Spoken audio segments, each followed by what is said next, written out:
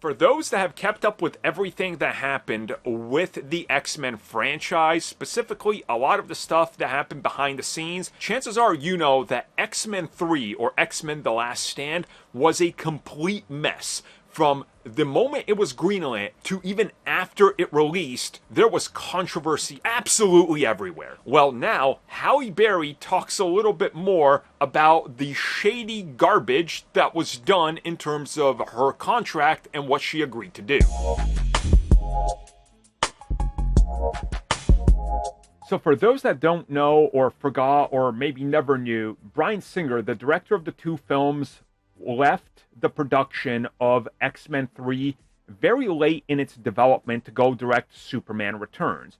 At this point, they shuffled around a couple different directors from McG to ultimately landing on Brett Ratner, who was like, I'll do this cheap, and I'm going to make sure this thing gets out on the date you already set. So they got Brett Ratner.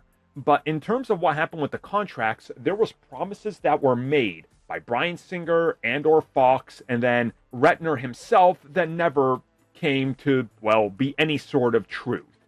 So just recently, we had Halle Berry talk a little bit more about it. So here's what she said, and I quote, "Hollywood is a really political and odd place.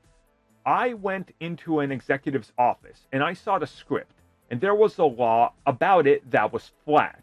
I was like, what the hell is this draft? They said, don't worry about it. And then she said it was a pretty cool idea, and that they, in fact, had specific scripts that were written for cast members to sell them on this film where they were like the central character.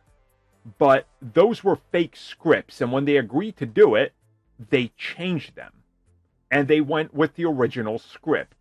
And she just kind of talks about the fact that it was Matthew Vaughn who exposed all this multiple times, talking about how bad he felt because he was one of the people in consideration at one time, and the scripts he was writing, he was under the impression that, oh, they're going to use my ideas.